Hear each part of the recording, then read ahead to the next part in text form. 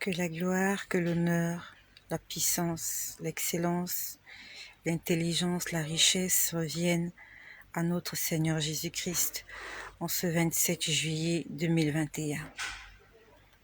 Nous sommes en train de nous approcher petit à petit de la fin du mois de juillet.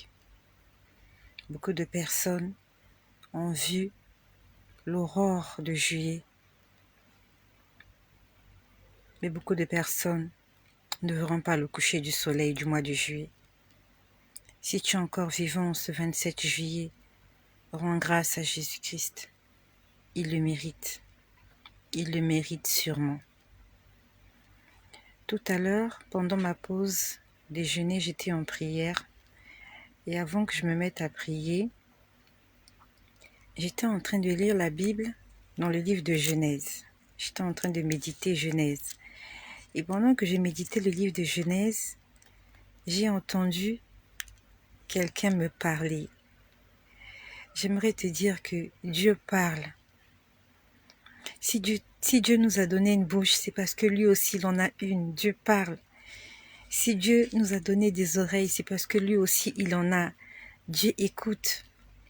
Et moi, c'est sans prétention. Le Seigneur me parle et je l'écoute audiblement. J'aime quand il me parle. C'est mieux d'écouter la voix de Dieu que lorsqu'il montre des images. Souvent, quand il me montre des choses, je ne comprends pas. Il faut que je lui pose la question, ça signifie quoi, Seigneur? Mais quand il me parle, c'est tellement clair. Et je sais que toi qui m'écoutes aussi, tu as envie d'entendre la voix de Dieu. Ça fait du bien d'entendre la voix de Dieu. Dieu n'est pas une créature, un extraterrestre qui est quelque part, qui se fiche pas mal de ce que nous faisons. Dieu est notre Père. Il aime être à écouter. Il aime nous parler. Dieu aime nous parler. Mais le problème, c'est que est-ce que nous sommes disposés à l'écouter? Est-ce que nous mettons les conditions pour l'écouter? Pour écouter Dieu, il faut être tranquille. Il faut désirer sa présence. Il faut vouloir. Dieu me parle. Avant, Dieu ne me parlait pas comme ça. Avant, Dieu me parlait par des songes, par des intuitions. Mais maintenant, j'entends sa voix.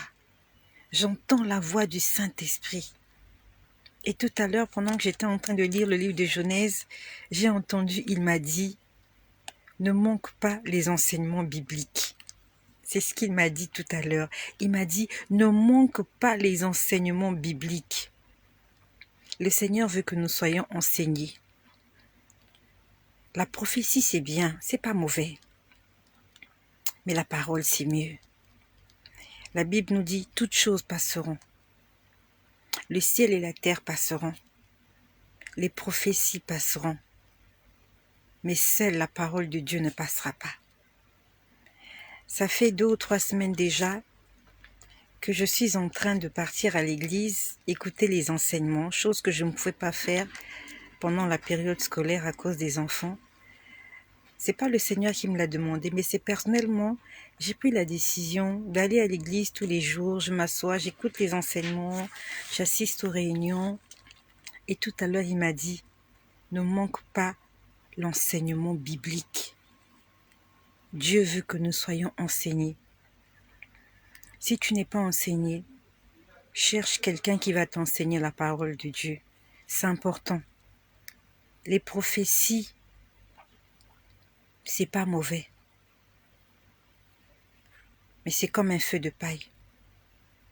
Mais la parole, elle reste là. C'est une sémence qu'on dépose en toi.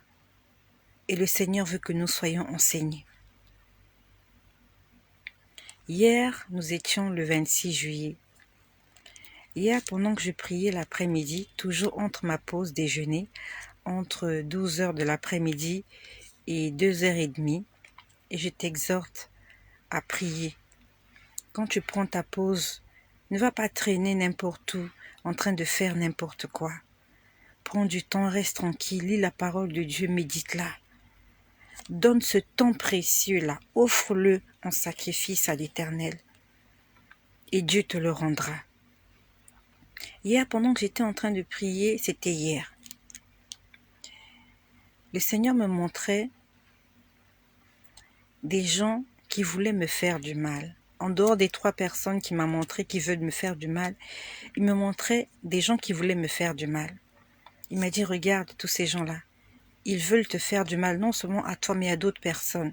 Le Seigneur m'a dit, détruis-les. Quand je dis détruis-les, c'est pas les tuer. Le Seigneur me disait, détruis leur puissance. Ça s'est passé hier. Lui-même, il m'a dit, détruis leur puissance. Il m'a dit, je te donne le pouvoir, détruis leur puissance. Parce que ce sont des gens qui sont méchantes. Des gens qui veulent tuer, des gens qui veulent voler, des gens qui veulent égorger, des gens qui veulent détruire. Le Seigneur m'avait donné hier la puissance. Il m'a dit, utilise cette puissance, détruis les œuvres des ténèbres. C'est comme si je me suis retrouvée, c'est comme si j'avais quelque chose en main, comme une espèce de drap. J'étais en train d'essayer de balayer les choses autour de moi. Je les balançais dans tous les sens. Vraiment, j'avais une de ces forces, mais ça s'est passé en esprit.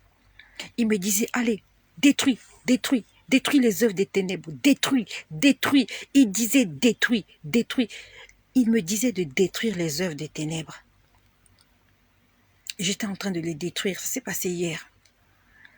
Et pendant que j'étais en train de détruire les œuvres des ténèbres, j'avais l'impression que j'avais un drap.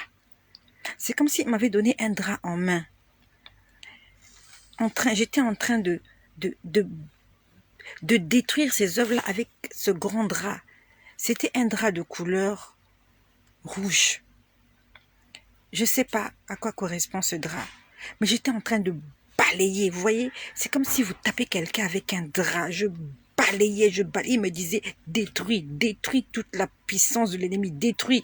Et je pouvais voir que les œuvres des ténèbres étaient en train de disparaître. J'étais en train de détruire leurs œuvres. Puis après, j'ai entendu une chanson. Je ne sais pas qui l'a chantée. Mais ce que je te dis, ce sont des choses réelles, surnaturelles, mais réelles. C'est possible que toi aussi tu entendes ces choses-là. Moi, avant, je n'entendais pas ces choses. Avant, je n'entendais pas la voix de Dieu. Avant, je n'avais pas de vision. Mais c'est à partir du moment où j'ai laissé le Seigneur venir habiter dans mon cœur. À partir du moment où j'ai commencé à obéir à sa parole, où je me suis laissée, où je me suis abandonnée, où j'ai reconnu que j'étais faible devant lui. Ne résiste pas au Seigneur, ne résiste pas au Saint-Esprit. Si le Saint-Esprit te demande de faire des choses, même si c'est difficile à faire, même si c'est plus fort que toi, fais un effort, fais-le. Il sait pourquoi il te demande d'abandonner ces choses-là. Si le Seigneur te demande d'abandonner le mari de Truie, abandonne le mari de Truie. Si le Seigneur te demande de rompre avec une relation, rompe avec cette relation-là. Si le Seigneur te demande d'abandonner avec des choses artificielles, des cheveux artificiels, la beauté artificielle, ça fait mal au cœur, je suis passée par là. Abandonne. Le Seigneur sait pourquoi il te fait passer par là. Le Seigneur sait pourquoi il te fait passer par ce désert. C'était difficile pour moi.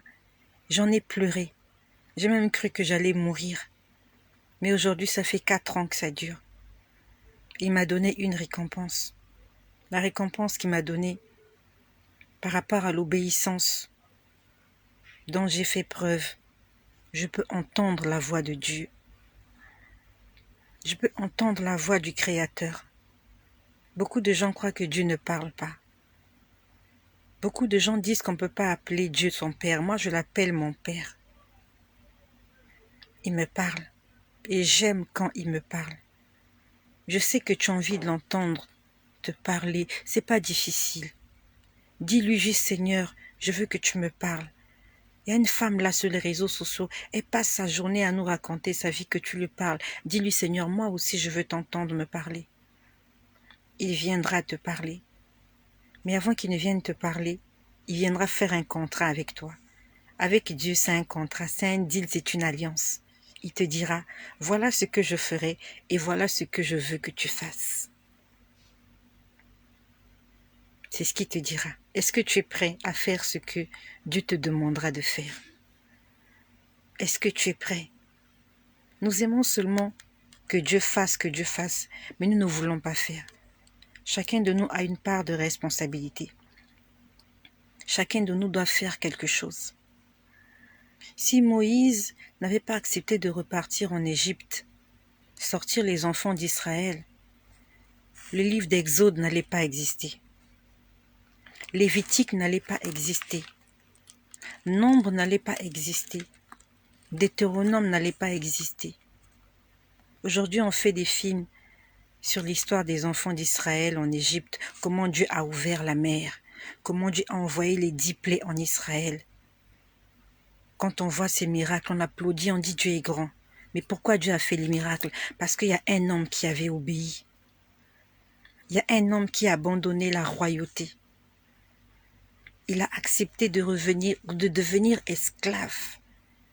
Il a renoncé aux richesses du monde pour être au service de Dieu.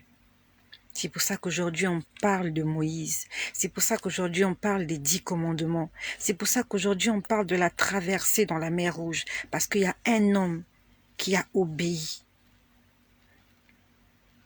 Si tu veux qu'on parle de toi, et si tu veux que Dieu te parle, tu dois obéir. Le problème chez nous, c'est qu'on n'aime pas obéir. On ne veut pas obéir. On ne veut même pas savoir ce que Dieu veut. Nous, on veut que Dieu sache ce que nous voulons. Il est Dieu, mon ami. Toi et moi, nous sommes des hommes, nous sommes passagers. Le visage là, la peau là, un jour, tout ça va disparaître. Mais Dieu reste éternel. Je sais que tu as envie de l'écouter, mais il y a des choses que tu dois faire. Obéir, te donner tout entièrement, t'abandonner au Seigneur. Et tu vas le laisser. Laisse-le te façonner à son image. N'endurcis pas ton cœur. Dieu ne te parlera pas si tu continues à fréquenter les bistrots, les boîtes de nuit. Dieu ne te parlera pas si tu passes ton temps à critiquer, à murmurer, à juger, à insulter, à condamner. Dieu te parlera quand tu feras de lui ton ami. Dieu veut être ton ami. Dieu veut être l'ami de tout le monde. Et je suis heureuse aujourd'hui parce que Jésus-Christ est mon ami. Quand je lui pose une question, il me répond. Même s'il ne me répond pas le jour même ou la minute même, je sais qu'il me répondra toujours. Donc hier, pendant que j'étais en train de détruire toutes les œuvres des ténèbres, j'entendais une chanson. La chanson disait « Même si ils ont dit que tu ne vas pas réussir ». Et cette chanson n'était pas seulement destinée à moi, cette chanson t'est destinée. Ce que je vous dis, je vous parle sur le contrôle du Seigneur. J'entendais la chanson. J'ai des milliers de mélodies dans mon téléphone. J'ai des milliers de mélodies que j'écoute. J'écoute des chansons que les gens chantent. Ce sont des anges qui chantent. Des chansons. J'entends des chansons. J'entends des mélodies. J'entends des paroles. J'entends des choses avec mes oreilles. Dieu a des oreilles et il écoute tes prières. Et il veut t'exaucer et il va t'exaucer. N'arrête pas de prier. Mieux encore, obéis-lui. La chanson disait exactement ceci. Même s'ils ont dit que tu ne réussiras pas. C'est accompagné par des instruments. Ça s'est passé hier, le 26 juillet. C'était accompagné par des instruments. Quand je dis des instruments, j'entendais le son de la guitare. J'entendais le son du piano. Et ce que je dis, je parle sous le contrôle du Saint-Esprit, que c'est la vérité. Ça disait, même si les gens ont dit que tu ne réussiras pas. J'entendais din din din din. Même si les gens ont dit que tu ne mettras pas au monde. Din din din din. Jésus-Christ est merveilleux. J'entendais le son din din din din. Même si les gens ont dit que tu ne te marieras pas. Din din din din. Même si les gens ont dit que tu ne travailleras pas. Din din din din. Même si les gens ont dit que tu vas mourir. Après on dit, moi l'Éternel, je dis que tu vaincras. C'est ce que disait cette chanson. C'était accompagné par des instruments. J'étais assise. je travaille, j'ai une activité professionnelle. Et voilà, je passe midi dans les bâtiments où je travaille et j'ai trouvé un endroit où je reste en prière. Autour de moi, j'avais des collègues, bien sûr, qui n'étaient pas à côté de moi, mais moi, j'entendais des gens chanter. Eux, ils n'entendaient pas les gens chanter. Moi, j'entendais les gens chanter. Et la personne disait, même si tu ne réussiras pas, même si ils ont dit, pardon, même si ils ont dit que tu ne réussiras pas, même si ils ont dit que tu ne guériras pas, même si ils ont dit que tu ne mettras pas au monde, même si ils ont dit que tu ne travailleras pas, moi je dis que tu vas réussir. Moi je dis que tu vas réussir. C'est ce que la chanson disait. Moi je dis que tu vas réussir. Puis après il y a eu une deuxième chanson. La deuxième chanson disait, Jésus a vaincu Satan. À la croix, Jésus a vaincu Satan. Dans la tombe, Jésus a vaincu Satan. Jésus a vaincu Satan. Satan est vaincu. Satan est vaincu. Jésus a vaincu Satan. C'est ce que les chansons disaient. J'aimerais que tu puisses proclamer ces choses-là. Parce que c'est ta part. Si Dieu m'a parlé et il m'a dit, tu vas le leur dire, c'est pour fortifier quelqu'un. Qu'est-ce que les gens ont dit de toi? Qu'est-ce que tes ennemis ont dit de toi? Qu'est-ce que le diable a dit de toi? Mais le Seigneur dit que tu réussiras. Le Seigneur dit que tu guériras si tu es malade. Le Seigneur dit que tu auras des enfants, même si les hommes ont dit que tu es stérile. Même si tu es au chômage, le Seigneur dit que tu travailleras. Tu te marieras. Tu seras sauvé. Et tu es déjà sauvé. Le Seigneur a dit, moi je dis que tu vaincras. Ça ne me concernait pas. Parce que moi je ne suis pas stérile. Moi j'ai des enfants. Ça ne me concernait pas forcément parce que je ne suis pas au chômage, j'ai un travail. Mais la chanson disait, même si on dit que tu es stérile, ça veut dire que Dieu veut parler à une personne stérile. Les docteurs, les médecins, les gens disent que tu es stérile. Dieu dit que tu réussiras. N'abandonne pas. N'abandonne pas la foi. Tiens ferme. Et surtout, obéis à ses commandements. Parce que la Bible nous dit que Dieu n'exauce pas les pécheurs. Le pécheur, c'est qui?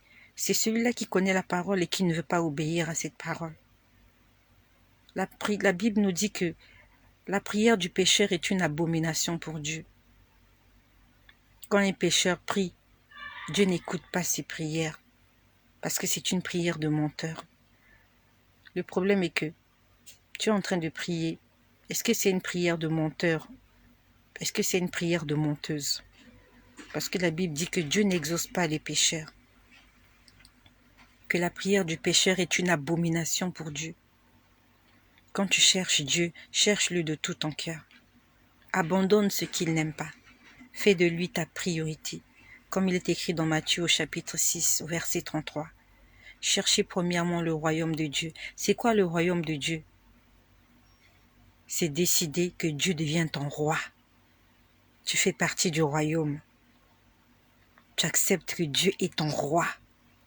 Et le roi, on le respecte. Le roi, on lui obéit. Quand le roi passe, on se prosterne. Quand le roi parle, on se tait et on exécute. Est-ce que tu fais partie du royaume ou tu veux juste avoir les faveurs du roi? That's the question. C'est ça la question. Tu veux manger à la table du roi, mais tu ne veux pas te prosterner quand le roi passe. Tu veux avoir les faveurs du roi, mais tu ne veux pas obéir. Tu ne fais pas partie du royaume, tu es un traître. Accepte de faire partie du royaume. Accepte de te prosterner devant le roi. Accepte de proclamer que Jésus-Christ est le roi. À ce moment-là, il te donnera tout ce que ton cœur désire. Fais de l'Éternel tes délices et il réjouira ton cœur. Je ne suis pas une femme riche, mais le Seigneur prend soin de moi. Je peux te dire que je ne manque de rien. J'ai des petits problèmes comme tout le monde, oui. Mais le Seigneur prend soin de moi. Et parmi les choses qu'il me donne gratuitement, il m'a encore donné la connexion aujourd'hui. Là où je suis, il n'y a pas le Wi-Fi. J'utilise le crédit, un crédit qui me vient du ciel. Jésus me donne du crédit dans mon téléphone. Dans la pièce où je suis, il n'y a pas le Wi-Fi. Dans d'autres pièces, il y a le Wi-Fi. Là où je suis, il n'y a pas le Wi-Fi. Chez moi, à la maison, je n'ai pas le Wi-Fi. Et ça fait déjà plusieurs jours, des semaines, que je fais des vidéos. Pour la gloire de Jésus. Jésus-Christ peut te donner le Wi-Fi gratuitement. Mieux encore, il peut même mettre l'électricité chez toi. J'ai jamais vu un témoignage comme ça où quelqu'un dit que j'ai l'électricité alors que le courant a été coupé. Mais je sais que ce Dieu-là, il est capable de faire toutes ces choses. Et si ce Dieu-là me donne le Wi-Fi, il peut te rendre féconde. Il peut mettre un bébé dans ton ventre. Il peut enlever toutes ces maladies-là qui te dérangent. Il peut te ressusciter d'entre les morts. Il s'appelle le Tout-Puissant. Et c'est celui-là que je témoigne. Son nom, c'est Jésus-Christ de Nazareth. Soyez bénis chez vous et que le nom de Jésus-Christ soit glorifié.